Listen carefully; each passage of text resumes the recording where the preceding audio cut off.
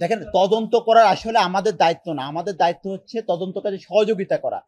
ঘটনার প্রথম দিন থেকে, ওই রাত থেকেই আমরা তদন্ত কার্যে দায়িত্ব নিয়ে আমাদের ভাইয়ের জন্য, যাতে এই তদন্তের এটি পরিকল্পিত কিনা, আমাদের কাছে এখন পর্যন্ত মনে হচ্ছে এই ঘটনাটি অত্যন্ত সুপরিকল্পিতভাবে ঘটানো হতে পারে। সেই জন্য আমরা প্রশাসনকে আমরা সর্বাত্মক সহযোগিতা করেছি তখন থেকে।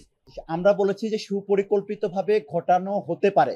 আমরা এখনো নিশ্চিত না, এবং প্রশাসনের পক্ষ থেকেও যেভাবে সংবাদ সম্মেলনে ব্যাপারটি উপস্থাপন করা হয়েছে, সেটিতে কোনোভাবেই তারা স্পষ্ট করতে পারে নাই যে এটি কি সুপরিকল্পিতভাবে ঘটানো, নাকি এটি কোনো একটা অনাকাঙ্ক্ষিত ঘটনা ছিল। এই জন্যই কিন্তু আজকে আমাদের এই সংবাদ সম্মেলন, যেহেতু এটা প্রশাসনের দায়িত্ব ছিল এটি খুঁজে বের করা যে আসলে ঘটনাটি সুপরিকল্পিতভাবে ঘটানো হয়েছে কিনা।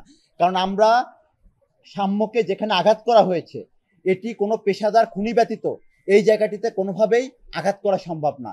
সুতরাং আমার যদি পেশাদার খুনি যদি এই ঘটনা ঘটিয়ে থাকে, তাহলে এর পিছনে কারা আছে, কারা এই পেশাদার খুনিকে আনলো, সেটি আমাদের প্রশাসনের কাছে আমাদের প্রশ্ন।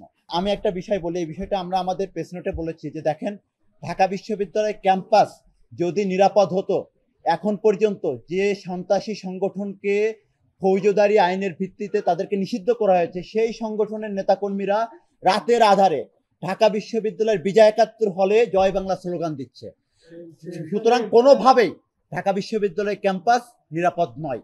হলে হলে আমরা আবারও আপনাদের সামনে বলছি, ঢাকা বিশ্ববিদ্যালয়ের প্রত্যেকটি হলে হলে এখনো ফ্যাসিস্ট খুনি হাসিনার দোসরেরা, সন্ত্রাসী সংগঠন ছাত্রলীগের নেতাকর্মীরা অবস্থান করছে, যারা বিগত দিনে সাধারণ শিক্ষার্থী সহ ভিন্ন মতের উপর দমন নিপীড়নের সাথে সরাসরিভাবে জড়িত ছিল।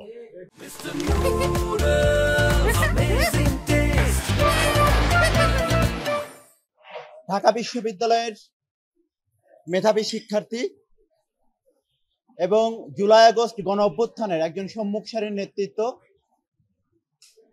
বাংলাদেশ জাতীয়তাবাদী ছাত্রদল ঢাকা বিশ্ববিদ্যালয়ের স্যার এফ রহমান হল ছাত্রদলের সাহিত্য প্রকাশনা সম্পাদক শাহরিয়ার আলম সাম্যকে বিগত 13 তারিখ ঢাকা বিশ্ববিদ্যালয়ের সংলগ্ন সোহরাওয়ার্দী উদ্যানে একদল সন্ত্রাসী নির্মমভাবে ছুরিকাঘাত করে হত্যা করে।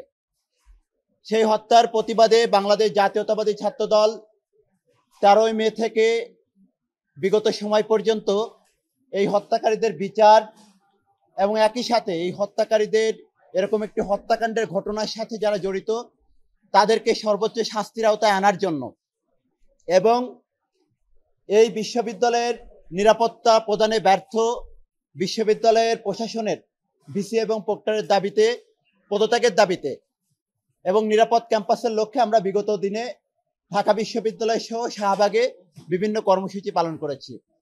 তারই ধারাবাহিকতায় আমরা দেখেছি যে বিগত কয়েকদিন আগে ডিএমপির পক্ষ থেকে একটি সংবাদ সম্মেলন করা হয়েছিল, এবং সেই সংবাদ সম্মেলনে এই হত্যাকারীদের বিষয়ে কিছু তথ্য জনসম্মুখে প্রকাশ করা হয়। সেই তথ্যের ভিত্তিতে এবং পরবর্তীতে বাংলাদেশ জাতীয়তাবাদী ছাত্রদলের অবস্থান জানানোর জন্যই আজকের এই সংবাদ সম্মেলনের আয়োজন করা হয়েছে। আপনারা যারা উপস্থিত হয়েছেন সকল সাংবাদিক বৃন্দকে বাংলাদেশ জাতীয়তাবাদী ছাত্রদল ঢাকা বিশ্ববিদ্যালয়ের পক্ষ থেকে শুভেচ্ছা। আমাদের মাঝে উপস্থিত আছেন বাংলাদেশ জাতীয়তাবাদী ছাত্রদল ঢাকা বিশ্ববিদ্যালয়ের সংগ্রামী সভাপতি গণেশচন্দ্র রায় সাহস, সিনিয়র সহসভাপতি মাসুম বিল্লাহ, সহসভাপতি আনিসুর রহমান খন্দকার অনিক, সিনিয়র যুগ্ম সাধারণ সম্পাদক নাসিরউদ্দিন শাওন, যুগ্ম সাধারণ সম্পাদক শামীম আক্তার শুভ, সাংগঠনিক সম্পাদক নূর আলম ভূঁইয়া ইমন সহ সহসভাপতিবৃন্দ, যুগ্ম সাধারণ সম্পাদক বৃন্দ, এছাড়া বিশ্ববিদ্যালয়ের অন্যান্য নেতৃবৃন্দ উপস্থিত রয়েছেন। প্রিয় সাংবাদিক বৃন্দ, আপনারা অবগত আছেন বিগত 1.5 দশক ধরে দীর্ঘ দুঃশাসনের জাতাকলে নিষ্পেষিত এই বাংলাদেশের জনগণ গণতন্ত্রহীন অবস্থায় এবং তাদের যে ন্যায় বিচার এবং একটি নিরাপদ বাংলাদেশ এবং নিরাপদ শিক্ষা প্রতিষ্ঠানের যে অবস্থান ছিল, সেটি কোনোভাবেই এদেশের সাধারণ জনগণের 1971 সালের মহান স্বাধীনতার যে চেতনা এবং পরবর্তীতে যত গণতান্ত্রিক আন্দোলন হয়েছিল, সেই গণতান্ত্রিক আন্দোলনের যে আকাঙ্ক্ষা ছিল, সেটিকে প্রচণ্ড রকম বাধাগ্রস্ত করেছিল বিগত দিনে বাংলাদেশের উপর চেপে বসে একটি ফ্যাসিস্ট স্বৈরাচার গোষ্ঠী। সেই দীর্ঘ 1.5 দশকের আন্দোলন সংগ্রামের মধ্য দিয়ে এবং সর্বশেষ জুলাই আগস্টের গণ অভ্যুত্থানের মধ্য দিয়ে যে সকল তরুণ স্বপ্নবাজ তরুণেরা এই বিগত ফ্যাসিস্ট স্বৈরাচার পতন আন্দোলনে সম্মুখ সারিতে থেকে রাজপথে আন্দোলন সংগ্রাম চালিয়েছিল এবং সর্বশেষ 24 জুলাই আগস্টের গণ অভ্যুত্থানে বুলেটের নলের সামনে দাঁড়িয়ে এদেশকে নিরাপদ রাখার জন্য এবং একটি নিরাপদ শিক্ষা প্রতিষ্ঠানের জন্য যে সকল স্বপ্নবাজ তরুণেরা রাজপথে সম্মুখ সারিতে দাঁড়িয়ে এই খুনি ফ্যাসিস্ট হাসিনার রক্তচক্ষু উপেক্ষা করে স্লোগান তুলেছিল, তাদেরই একজন ছিল শহীদ শাহরিয়ার আলম সাম্য। আমরা দেখলাম যে গণ অভ্যুত্থান পরবর্তী প্রায় 9 মাস পরে সেই গণ অভ্যুত্থানের একজন সম্মুখ সারির যোদ্ধা এই ঢাকা বিশ্ববিদ্যালয়ে কিভাবে ঢাকা বিশ্ববিদ্যালয় সংলগ্ন এরিয়াতে সন্ত্রাসীদের ছুরিকাঘাতে কিভাবে নির্মমভাবে হত্যাকাণ্ডের শিকার হয়েছে।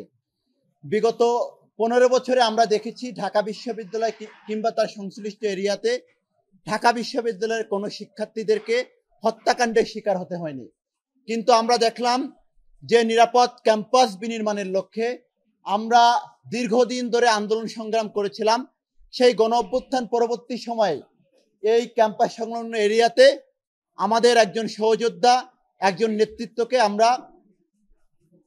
আমরা একজন সন্ত্রাসীর মাধ্যমে কতিপয় সন্ত্রাসীদের ছুরিকাঘাতের মাধ্যমে তাকে আমাদের শেষ বিদায় জানাতে হয়েছে। প্রথমত হচ্ছে এই বিষয়টা নিয়ে প্রথম দিন থেকেই একদম ওই রাত থেকে আমরা থানাতে ছিলাম এবং এই যে ভোরবেলাতে সোহরাওয়ার্দী উদ্যানে যাওয়া এটা একদম আমাদের চাপ প্রয়োগের কারণে পুলিশ প্রশাসন নিয়ে আমি নিজে দায়িত্ব নিয়ে তখন রমনার ডিসি সহ আমরা সোহরাওয়ার্দী উদ্যানে যে দেখি যে জায়গাটিতে ঘটনা ঘটেছিল সেই জায়গাটি তখনও অরক্ষিত। তখন আমরা দ্রুত গতির সাথে জায়গাটিতে যাতে সুরক্ষিত করা হয় তদন্তের সাথে, তখন আমি নিজে দাঁড়িয়ে থেকে সেটা করেছি এবং তখন পর্যন্ত আমরা ঢাকা বিশ্ববিদ্যালয়ের কোনো প্রশাসনকে সেখানে আমরা দেখতে পাইনি। এবং একই সাথে পরবর্তীতে ডিবিতে যখন মামলাটি হস্তান্তর করা হয় ডিবির সকল কর্মকর্তাদেরকে আমি দায়িত্ব নিয়ে সার্বিকভাবে সকল তথ্য তাদেরকে সরবরাহ করে আমাদের কাছে যতটুকু তথ্য ছিল এবং ওই সকালে যারা প্রত্যক্ষদর্শী আমি পেয়েছিলাম, আমরা এখানে ছিলাম, তাদের কাছ থেকে বিভিন্ন তথ্য সংগ্রহ করে আমরা ডিবিকে দিয়েছি এবং ওই তথ্যের ভিত্তিতে কিন্তু ডিবি অনেক দূর তাদের কার্যক্রম এগিয়ে নিতে পেরেছে। আমরা একমত বলি না যে একমত না, আমরা বলেছি যে তারা যেভাবে ঘটনার বিবরণ দিয়েছে পুরো বিষয়টা অস্পষ্ট। এই ঘটনার রহস্য কেন এই ঘটনা ঘটলো, মানে ঢাকা বিশ্ববিদ্যালয়ে একজন শিক্ষার্থী সোহরাওয়ার্দী উদ্যানে বিগত 15-20 বছরে এরকম কোনো ঘটে নাই। একটা ট্রেজার গান সম্ভবত ট্রেজার গান নিয়ে সেটা নিয়ে একটা শিক্ষার্থী খুন হয়ে যাবে, এটা খুবই অবিশ্বাস্যকর একটা কথা। এই জন্যই কিন্তু আমাদের আজকে এই সংবাদ সম্মেলন। আমরা আপনাদের মাধ্যমে প্রশাসনকে অবগত করতে চাই যে সাম্য হত্যাকাণ্ডের যে প্রকৃত ঘটনা সেটি অতি দ্রুত সময়ের মধ্যে জনসম্মুখে তাদেরকে প্রকাশ করতে হবে এবং তারা নিজেরাও কিন্তু সংবাদ সম্মেলনে বলেছে তাদের তদন্ত এখনো শেষ হয়নি। যেহেতু তারা বলেছে তদন্ত শেষ হয়নি, তার মানে এই ঘটনার প্রকৃত রহস্য জাতির সামনে এখনো উপস্থাপিত হয়নি। এই জন্যই আমরা তাদেরকে চাপ প্রয়োগ করার জন্যই, চাপ বলতে যাতে প্রকৃত ঘটনা তারা অতি দ্রুত সময়ের মধ্যে প্রকাশ করে, এই জন্য আমাদের এই সংবাদ সম্মেলন। এটা তো অবশ্যই শুধু আমাদের আন্দোলন না, আপনারা দেখেছেন যে সাম্য জুলাই আগস্ট গণ অভ্যুত্থানের একদম সম্মুখ সারির একজন নেতৃত্ব ছিল এবং তাদের কথাই কিন্তু বাংলাদেশের আপামর জনতা ছাত্র জনতা কিন্তু রাজপথে নেমে এসে এই আন্দোলনকে সাফল্যমণ্ডিত করে তুলেছিল এবং দীর্ঘদিনের বাংলাদেশের উপর চেপে বসে একটি ফ্যাসিস্ট গোষ্ঠীকে বাংলাদেশ থেকে বিতাড়িত করেছিল।